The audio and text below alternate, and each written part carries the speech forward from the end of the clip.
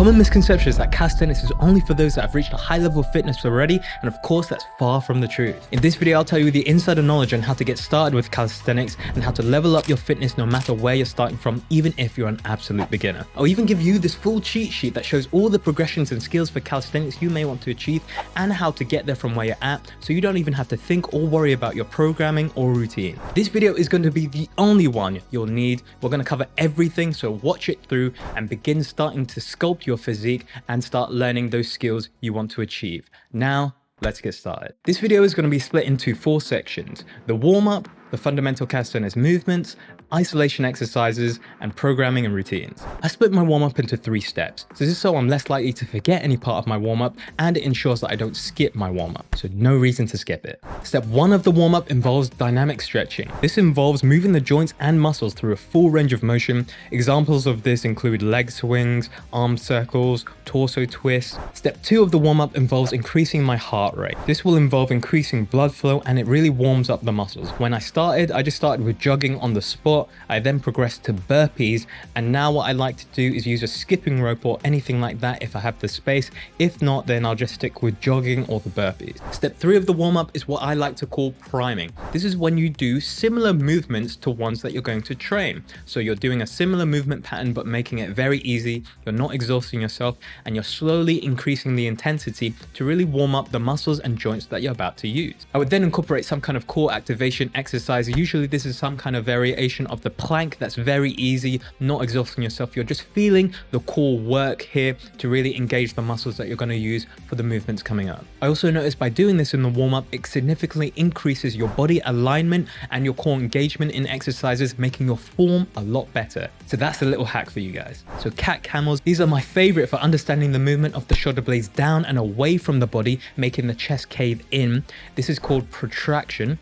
And the movement of the shoulder blades back and away, opening up the chest, and this is called retraction. If you're looking to learn skills like the handstand, front lever, back lever, or even the planche in the future, then you want to include this in your warm-up, because this is a little hack for understanding the awareness of the shoulder blades and increasing strength when you come to learning the skills very quickly. And the final part of my warm-up is priming my wrists. So I do this by doing wrist circles in the air, and then I move to the floor to do slightly more intense exercises for the wrist, slowly increasing the intensity over time. One of the 6 fundamental movement patterns of calisthenics is horizontal push. And one of the most basic exercises to train this is the push-up. Push-ups are a compound exercise, which means they work multiple muscle groups at once. Push-ups work the chest, triceps, shoulders, serratus. That's that muscle that looks like a bear claw on those that are quite lean, on the rib cage, the core, and also what people don't know is that push-ups also work your biceps. This isn't to a crazy degree, but this is because they act as a synergist muscle and help the triceps to extend the elbow during the push-up movement.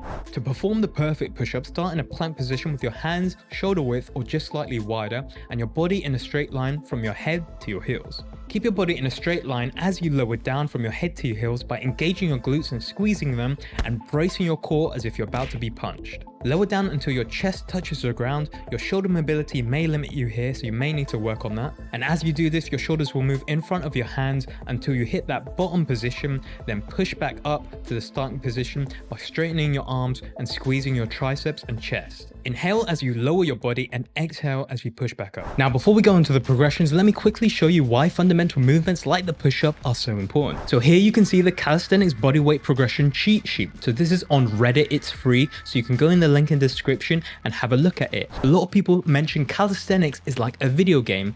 Unlike the gym where you constantly are doing the same exercise, for example with the bench press, you're just adding weight, but you're doing the same movement. With calisthenics, the movement actually changes and there's a lot of different variations, much more than at the gym, which is why someone can start calisthenics and enjoy it for years. So have a look at this every now and again to see where you're at and what you can do next. Now, onto the progressions for the push-up. So your first progression for learning the push-up is the scapular push-up. Remember the cat camels I taught you before in the warm-up? That's why those are important as well. And doing this for high amount of reps, around 12 to 15. Next, you're going to move to wall push-ups. So this progression is very good for beginners that can't do a full push-up yet because it's at a very high incline. So you're just going to use a wall, have the same setup as a push-up on the ground, and you're going to imitate the movement working the push-up. Once this feels very easy and you can do about 3 sets of 10 to 12 reps, you're going to move on to incline push-ups. So start on something decently high like a counter and then move to something much lower like a low coffee table or a stool or chair over time. If you don't have bands, don't worry because we're going to do negative push-ups. So this is an eccentric exercise, which means the muscles are lengthening. So instead of contracting, the muscles are lengthening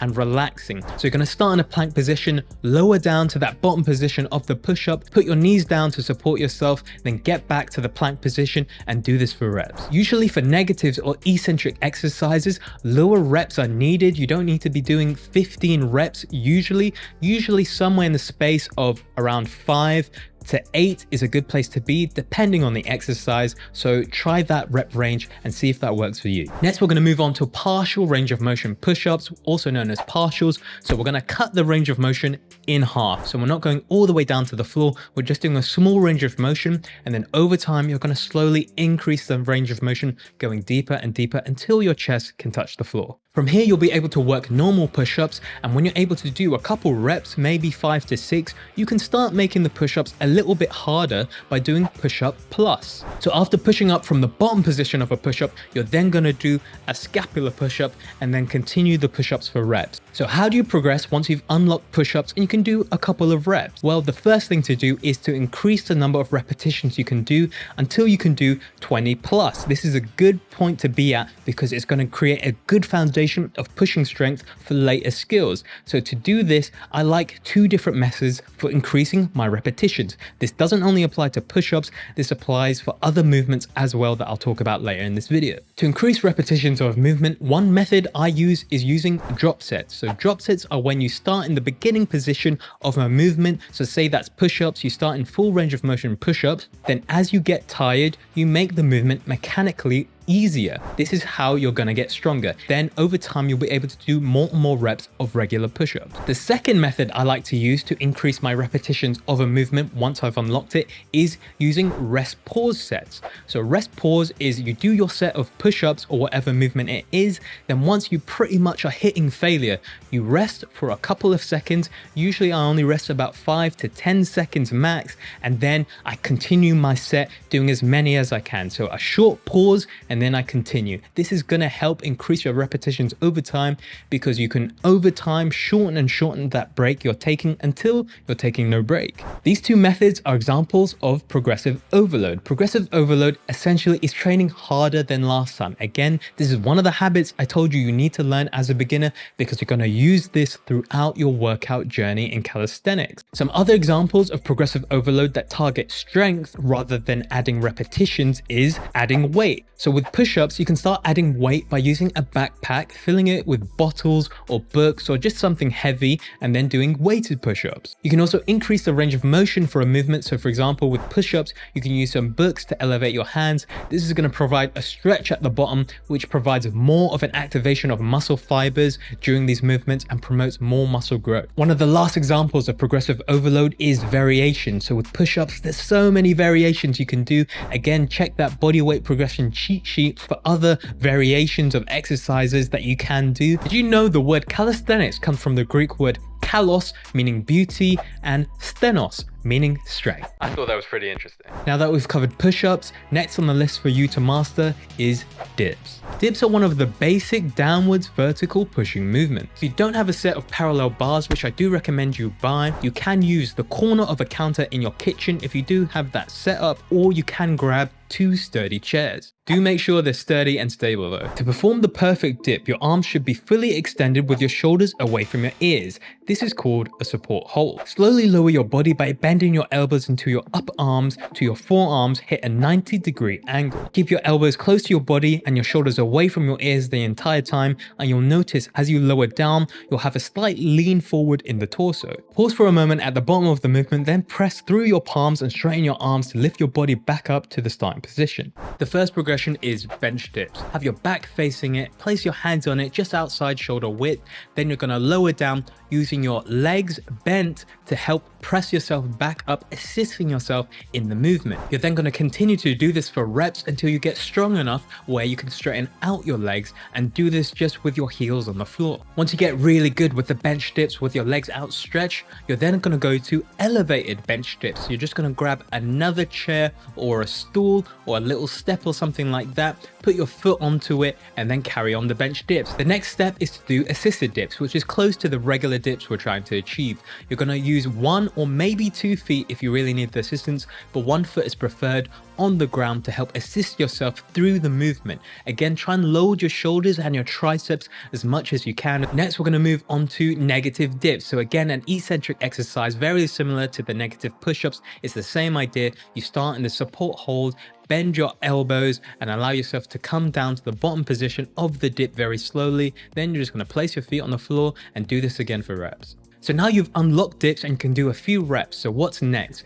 Well, you're going to try and work up to doing 3 sets of 10 reps of dips. This is going to get you solid at dips. And now you can use some of the other progressive overload methods we mentioned for the push-up section. So now you've mastered dips. What's next? Well, it's going to be the pike push-up. Now this exercise is quite hard to execute perfectly, so you will need to record yourself to see how your form is looking and compare it to someone doing it online, and then slowly over time tweak it until you get the correct form. We're going to progress to learn the pike push-up by bending the knees a lot more. So we're not going to rely on that hamstring flexibility. We're going to allow the knees to bend and do a foot assisted pike push-up. So we're going to allow the legs to help us at the bottom of the movement and allow us to get into it. Lean forward. You should be making a triangle with your hands and your head, so your head leans in front of your hands, then push back up to the pike position using your legs to assist you. This is going to be one of the best ways to start drilling the pike push-up, even if you're still working on your regular push-ups and dips, because you're using your legs to assist you. So there's no need to delay waiting and building that overhead pressing strength. Start learning it now so it's not lagging behind. If you're really struggling with these overhead vertical pushing movements, then try dive push-ups. These are going to be very similar to learning the pike push-ups, and it's going to build that overhead vertical pushing strength. Okay, so now we've covered all the fundamental pushing movements: horizontal push, vertical push upwards, and vertical push downwards. So now it's time to cover the pulling movements. First fundamental pulling exercise you'll want to train is Australian pull-ups, also known as bodyweight rows. This movement is going to be the key movement for increasing our base strength for learning the pull-up, so we want to start here. Australian pull-ups target several muscle groups, including the back, specifically the lats, rhomboids, and biceps. They also work the shoulders, forearms, core, and glutes, and also the serratus anterior. To do Australian pull-ups, also known as bodyweight rows, you'll need a sturdy table, 2 chairs, or a low pull-up bar. This skill is also really underrated because when you get really good at it, you're going to be able to do amazing skills like the front lever pull-up. An amazing skill. Of course, this is very advanced, but it will take some time, so be patient and you will be able to learn advanced skills such as this. And then from there you can elevate your feet, so you're going to be pulling quite a lot of your body weight and your feet or legs will not be assisting you. Contrary to popular belief, I believe that beginners can start working on their pull-up as soon as they start. So this isn't going to be anything too intense, of course. It's going to be working on things like your grip strength, your forearm strength, building those muscles to prepare for the pull-up. And to show you how to perform a perfect pull-up, it's going to be easier if I show you the progressions first so you understand the mechanics of the movement. To train for the pull-up, you're going to need something to hang off, of course. Without any equipment, you can use a door and use a towel on the door to save your hands, but this is a little awkward, but it can be done if you have no equipment. It's better off to be buying a doorway pull-up bar. You can get them very cheap, you know, they're worth the money. It's worth getting a doorway pull-up bar to start training your pull-ups from. When learning pull-ups as an absolute beginner, you're going to start with one of 3 initial vertical pulling exercises. So this is going to be the dead hang, the active hang, or the scapular pull-up. One of those 3 is going to be a good place for you to start. If you can only do the dead hang and you can't do any of the other 2 progressions, then I recommend working on your dead hang still, so you work that grip strength, but then you carry on with your Australian pull-ups. Still progressively overload them using the methods we talked about earlier: drop sets, rest pause, etc. Once you gain the strength to do active hangs and scapular pull-ups, you're now opening the door to learn the pull-up. Start the movement by initiating a scapular pull-up. Hold this retraction, engage your core, pull your shoulder blades down and back, keeping your shoulders away from your ears like you did in your active hangs and scapular pull-up. Then use your back and arm muscles to pull your body up towards the bar, keeping your elbows close to your body. Think about driving your elbows down to your hips or ripping the bar downwards. Don't think about pulling up. I know it's called a pull-up, but these tips will actually help you pull your body up a lot more efficiently. Pull-ups primarily target the lats, biceps, forearms, and shoulders. Additionally, pull-ups also engage the trapezius and rhombi in the upper back as well as the core. At the top of the movement, your chin should be above the bar and your chest should be close to it. Then slowly lower yourself down to the starting position, the dead hang, keeping your body under control throughout the movement. So to go from those first 3 progression exercises to the full pull-up, we're going to start with assisted pull-ups. With assisted pull-ups, we're going to either get a partner, use a resistance band, or just use our feet to help assist ourselves through the majority of the movement, making sure that we're actually holding up the majority of our body weight that we can handle to get a good few reps in and start building that strength for the pull-up. You're then going to move on to jump negative. So you're going to jump up, hold the top of the movement, and then lower down slowly through that eccentric where the muscles are lengthening. The next step is to work on isometric holds. So if you're struggling with either the bottom of the movement, that scapular pull-up initiation movement, or the top of the pull-up where you're trying to get your chin over the bar, if it's the top of the movement, you're going to jump up, hold that top of the movement with your chin above the bar, hold it as long as you can, and then drop down from there. The final step is to work on partial range of motion pull-ups, also known as partials. So if you identify you're weak in any part of the full range of motion of the pull-ups, so let's say it's the bottom portion, you're just going to work that portion, that range of motion, and get really good at that. So you're just going to do partial reps working on what you're weak on. Try doing chin-ups. Chin-ups have greater bicep engagement, so if you have strong arms, this could help you unlock the pull-up. Once you've unlocked the pull-up, you guys know the deal. Do different variations, use those progressive overload methods to really increase the reps and then increase the strength of your pull-ups. Another method of learning the pull-up is by using the grease the groove method, also known in the calisthenics community as GTG. The idea behind this method is to perform a specific exercise frequently throughout the day at sub-maximal intensities instead of training it to failure in 1 or 2 sessions. By doing this, the lifter is able to perform more reps and more volume with a lighter weight, which leads to a greater overall increase in strength and muscle mass. The method is based on the principle of practice and repetition, which leads to improvement in the target movement. So now we've pretty much worked out the entirety of our upper body. So now we need to balance it out and train our legs. One of the best ways of doing this, of course, is by using the squat. However, if you walk a lot or do any kind of prior sport, it's likely that the bodyweight squat isn't going to be enough intensity for you to really gain strength and muscle mass from it. Let me just give you 2 tips. Firstly, initiate the bodyweight squat by hinging at the hips and pushing your hips backwards and then bending at the knees. Don't engage with the knees first, engage at the hips, initiate the movement from the hips. Then, as long as you track your knees over your toes and your foot, you should be good to go as deep as you want in the bodyweight squat. But what's really going to grow your legs and keep them strong using calisthenics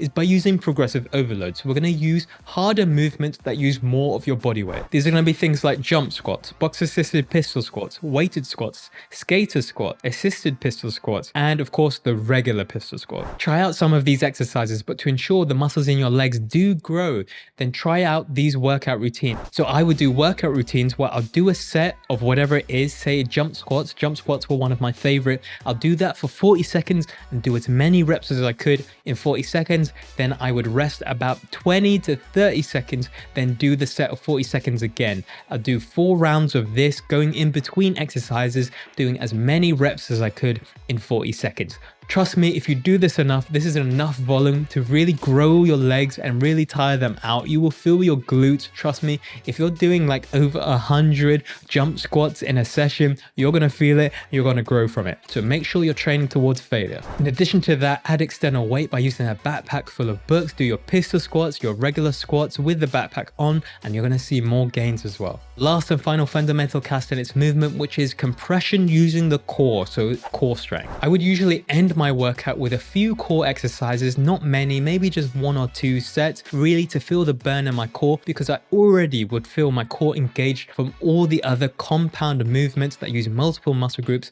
such as the push-up and the squat. Now, when I started with very simple core exercises, such as crunches, single leg raises, regular leg raises, long hold planks, and then once I got a bit bored, those got a bit easy for me, then I moved on to the L-sit. The L-sit primarily targets the muscles of the core, including the obliques, as well as the hip flexors, as well as training the shoulders, the triceps, and the lower back muscles are also engaged during this movement, but to a lower extent. So to start learning the L-sit, you can either learn this on the floor, that's going to be a little bit harder, but it's doable, or you can grab 2 chairs or do this hanging from a pull-up bar. You want to work on foot assisted L-sit, work towards knee raises, then the single leg L-sit, leg raises, and then the L-sit. If you really struggle to learn the L-sit, then try this core compression exercise. You will probably feel a cramp in your hip flexors, so remember to stretch out during your rest times. Okay, so isolation exercises. So everybody has a weak point that they might want to work on,